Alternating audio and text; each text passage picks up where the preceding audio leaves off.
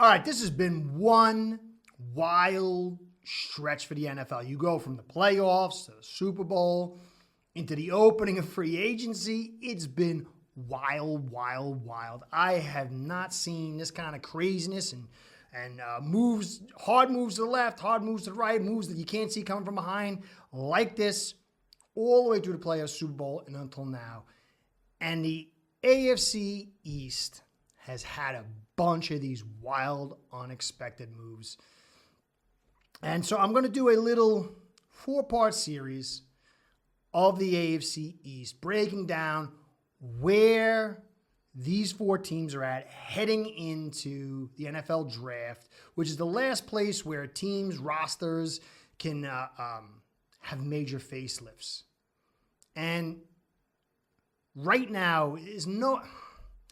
I'm a Dolphins fan, and I don't want to sound like I'm a homer, but what the Dolphins did in the offseason, at least in a concept of expectations, they've put themselves in that second spot.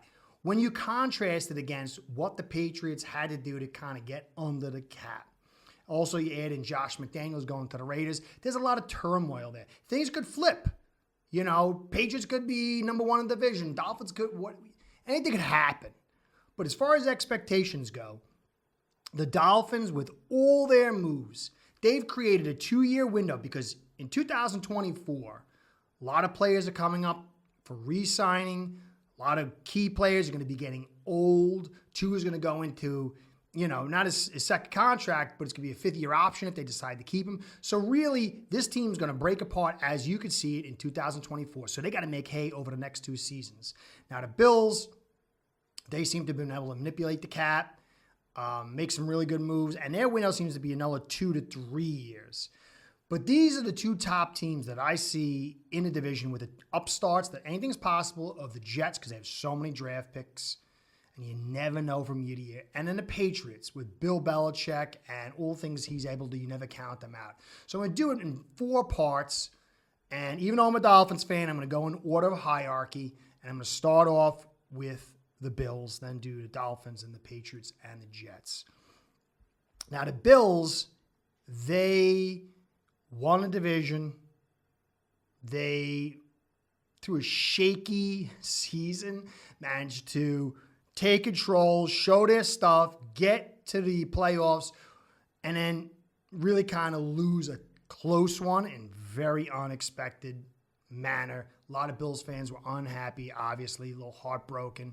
Did a lot of coverage for them, and I'm a Dolphins fan, but it didn't change my fortunes if they won or lost at that point, except for some kind of bragging rights, which I didn't even care about. So I did feel bad for Bills fans because there was so much going on there, and to be at that point where you have the lead with only, 7, 8, 10 seconds or whatever it was, that's a heartbreak, and I felt bad.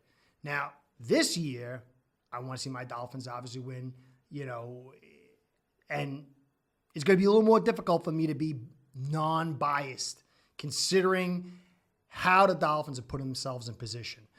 But the Bills did a lot of very good moves this offseason to put themselves in position to be better. And one of the main things they did, it wasn't really on their part, but Brian Dable went to the Giants. And to me, this is big addition by subtraction. I cover all teams here. Dolphins are my main thing, but I'm a football guy first, and I like to do more teams. I haven't been doing as much, been sick, and so I haven't been able to really, with the energy to cover all the stuff I want. So I've been sticking with my Dolphins. Plus, it's been so crazy and hairy and wild that I as a fan, I've been fixated on them. But the Bills did so much stuff, and the loss of Dable is going to alter their philosophy on offense. And I could kind of prove that by some of the trades some of the free agent pickups they made. And I think this is going to be a very, very, very good thing for the Bills. But we'll get into that. So I'm going to do the Bills now, and then next will be the Miami Dolphins. Now, the Bills had their first, second, and third and 4th round pick plus the back ends. So they have 4 really good picks to alter this roster, which is a very good roster. And if they can get at least 2 of these picks to pan out and fill 2 key holes, this team will be in a phenomenal position. They picked 25th overall, and there's some really intriguing players that could fall into that. I'm not going to get into those players now, but there's some good corner prospects. There's some good line prospects. And those are the two needs that primary needs that I think that the Bills need to fill to solidify this really good roster and a very good opportunity to do bigger things in 2022 than 2021. Now, as far as their moves, Isaiah McKenzie they brought back. Jamison Crowder they brought in to kind of fill for Beasley, who he wanted to demanded a trade, then they let him go. And Emmanuel Sanders moved on. And so, to me, I see a lot of draft nicks talking about how the Bills need to get a receiver, but I don't see this at all. This is not what I see at all. I mean, you got Diggs, you got Gabriel Davis, who had an unbelievable postseason. Guy's like 6'3", he's a beast. He can be a beast. It looks like he's going to really have a big year this year. And then you add Isaiah McKenzie and Jamison Crowder. This receiving group is set. As far as this is good enough. To me, what you're going to see this year is a move towards a more balanced attack by the Bills. And that was one of the questions I had. I spoke about a lot of questions I had going into the 2021 season. And the primary one was Dable was going to overuse Allen and really just go for this fun ball approach and not have a running game. And the run game, to me, is going to be nitroglycerin on this offense and on Allen. And I think this year, that's where you're going to go. And I'll tell you exactly why in just a second. Now, you had to let go A.J. Klein as a linebacker, good player, limited, but you had to do it to kind of save money. But the D-line, which is another area that was a concern to me, but it's like about the third down the list, is a big boy inside that's able to maintain control of gaps and kind of limit that interior run game. You're going to have the Dolphins that are going to be very focused on their zone stretch run, but that also, it's not always outside. It's really mostly back to the inside. And then you have the Patriots, who they run the football heavy. And so be able to stop that run is going to be critical to taking this division. And taking this division is going to be the prime requisite for the Bills to really do damage in a postseason. Now, Tim Settle, not the greatest run defender, but a big guy, 6'3", I think 329, pass rusher, but he's so big enough to like be a problem. And then Daquan Jones, I think from the Titans, another big guy, a little long the tooth, better pass rusher than run stopper, but he's improved the last year. Another big guy, can kind of wear people down. And then Jordan Phillips, you brought back another big guy. I think in 2019 or 2020 at 9.5 sacks for you. He's back, better pass rusher than run stopper, but another big guy. And these three guys in rotation, I think, are an upgrade of Star Lutelli, who is just a very expensive waste of time. And he hurts you in the dead cap, but you had to let him go. And Harrison Phillips was small, but I liked what he did. Now, both those guys are gone, but I believe this is a net positive move. Now, I still think maybe the draft, not with the top picks, but maybe in that third or fourth round, you could find a guy who's a big run stopper. You know, you run that 4 look, and so you kind of need a guy that's a little bit of a pass rush, but there's some good D linemen out there, interior D linemen, that I think that might fit the bill late in that draft or midway through the draft. But for me, the key of everything that you did, yes, I mean, Von Miller was massive, but the most encouraging thing that you did was get Roger Saffold. Now, Saffold had a little bit of a tough year with injuries last year. He's a little bit long in the tooth. But if you look at this guy is massively built. His arms make his head look small. He's muscular. He's big. He's powerful. He's pretty nimble. And he's a very good technician. Very good technician. He's going to alter that interior run game. And to me, with all that edge talent you got, sucking defenses to focus on that center is going to accentuate and open up more possibilities on the edge. And Saffold next to Deion Dawkins is the key. This guy, to me, screams balance. He's been running from a balanced to a run-centric attack in the Titans. You're not bringing him in if you're going to be playing fun ball. This should be very good news for Bills fans. Now, Mitch Morris, you re-signed. Greg Mance, you brought in. They're okay centers. You know, I'd like better. Darrell Williams, they let go. I thought he was a pretty good player on the inside, but he couldn't play. He's not for tackles. Spencer Brown's much better. You got Ryan Bates, who you kind of re-upped. He played really good at the tail end, but he missed through injury last year, and he hasn't had much production, so he's a question mark. And you got John Capra, 2021 draft pick. Big guy, but we don't know much about him. And so Saffold is really surrounded by a bunch of question marks, and this is why I think offensive lineman is a key addition. In that late first round, you can find a guy that's a tackle/guard who you could bring in to kind of back up your tackles and really kind of push his way in as a guard and find some good quality talent in that first and second round pick. I mean, if the right corner drops, I'll get to that in a second. I think that's where you go. But if the right corner's not there, to me, that tackle guard kind of guy is your pick up at 25. Even though people are saying wide receiver, which I think is a little crazy. So, of all this, Reggie Gilliam, to me, is a beast at 6'1", 255. Very good run blocker. And this guy is going to find himself to get a lot more love in this balanced look. And to have him lead blocking behind Dawkins and Saffold, this is a very physical front. And, the Dolphins, they have weak interior defensive line play at times because they're a little thin.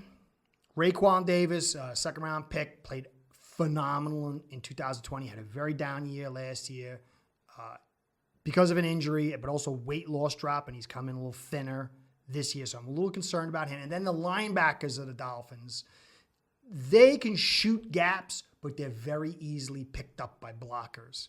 And so if you can open that up and get Gilliam to get into that second level and be the can opener, you're going to see some big runs, and that's going to bring people up closer, and closer. And then that will be able to allow Allen to work off the play action, even get play action boots, but it will also open up that secondary for all the talent you have for the vertical. Because teams are just playing vertical on you and saying, do this underneath stuff. We'll wait to see what happens. But if you get that run game going, time of possession is going to happen. And you can see what your defense last year, when you had time of possession, played awesome. But as that time of possession disappeared and went into the negative, the defense started breaking down because it's a little thinnish. So to me, your run game is going to be very, very critical. And Gilliam is going to be a nice cog. I really believe that he's going to start seeing a little more prominence. Now, tight ends, you brought O.J. Howard in to match up with Knox. Knox was a guy I predicted said would have a good year, and he did. But he got injured, and you really had thinness behind that. So this kind of has plan A, plan B, but also allows that double tight end look for further accentuating the balance of this offense. Now, Trubisky, he moved on, and you brought in Matt Barkley. Trubisky's a better quarterback than Barkley, but if Trubisky's here to save you, you guys are in trouble. This is all about Allen. And so you had to let him go, save some money. Barkley is very experienced. He can help out in many ways. Not as good, he's not as athletic, but save some money, and I think it was a good addition behind it. But then, the biggest, obviously, face value move was the addition of Von Miller. A lot of money attached, and you're seeing a lot of players get big money in their early 30s. And so I think this advancement in medicine and training techniques are extending certain players' careers. But this guy's been playing at a very, very high level for a very long time. And in addition to Shaq Lawson and Von Williams is going to help with that edge run stop because they're excellent run stoppers as well as the pass rush. And if you're looking at the Dolphins as your prime competition, they got Teron Armstead, who can handle anybody on your team very consistently. But he's very injury prone, and he can be in or out. And if he's out, it's feast time on what the Dolphins have. Now, right tackle, Eichenberg looks to be the guy, or maybe somebody else. Whoever, there's a very huge, very large, almost gigantic step down at this stage from Armstead to who's next to the right tackle. And you have enough talent with Rousseau, A.J. Espinosa, and then you had Von and Shaq to really keep Armstead busy and still attack that right side and really cause troubles for the Dolphins if that's not a good enough position, if they're not playing at a high enough level at the right tackle. Although the run game, if they can get that going, that could also help things out too. But this is a really interesting matchup. Will be the edges, pass rush, and run stop of the Bills versus the Dolphins' edge protection of the tackles. Now, the big thing for me, for you guys, is cornerback, secondary. I still think you have a better team than the Dolphins, obviously because it starts with how good Allen is. And I think that the offensive line is a little more, it doesn't have as high point as with Armstead, but there's a little more depth, a little more security there. But that secondary of yours is going to be hard pressed considering what the Dolphins did. They have adding Tyreek Hill is a nightmare. And then you have Waddle, Parker, Cedric Wilson, Bowden Jr. They still got Williams. There's a Gesicki, and even their other tight end, who's, I think, he's the best run blocker, and he's very big dude who can catch, a little inconsistent. Shaheen. There's so many weapons there to really threaten. Now, your linebackers in coverage, and then you add in a thin secondary. This is a major upgrade that needs to happen. Hyde and Poyer, maybe the two best safeties in the league. Phenomenal. And so that's going to help out a lot. But then you got White coming off the injury. You don't know how that's going to handle. And there's also a slow initial start possibly. And you got Tyron Johnson, good nickel guy. And then what do you got? Jackson? So this is a very thin secondary right now. You know, there might be guys in the wings that develop or whatever. So to me, the first round picks got to be corner if the right guy's there. And if not the first, the second.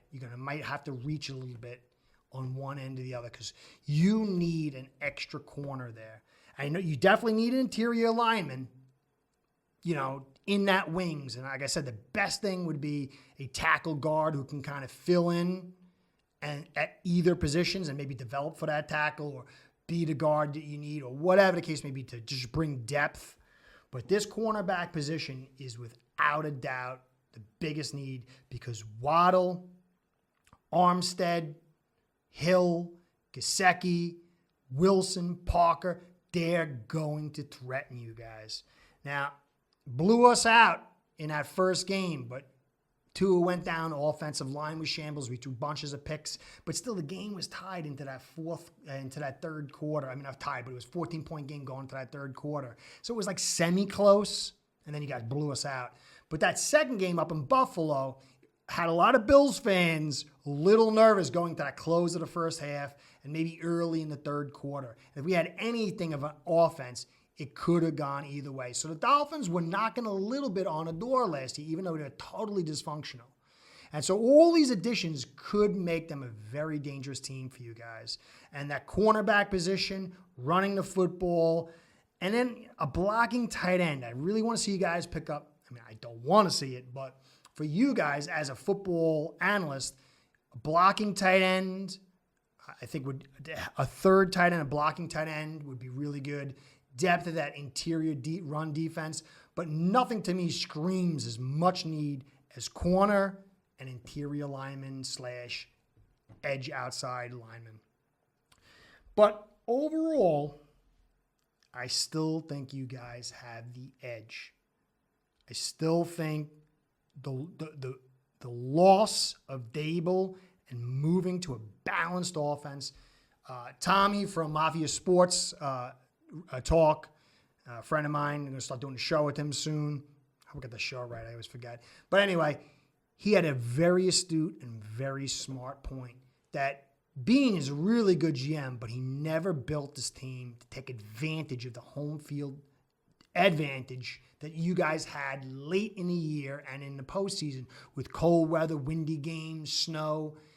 But this move to balance, bringing Saffold in, and I believe the accentuation of the run game is going to make you a very, very difficult team, and it's going to boost Allen to a much higher level.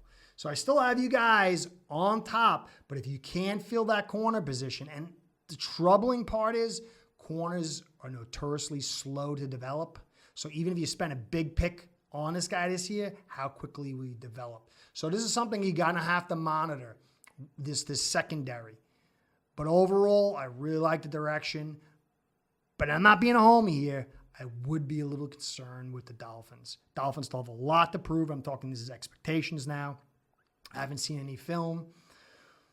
But if you can take this division and build that run game and bring teams to you, look out. And I'm really excited, because I am an Allen fan, to see what he's going to look like when teams are not concerned about him. They're concerned about this run game.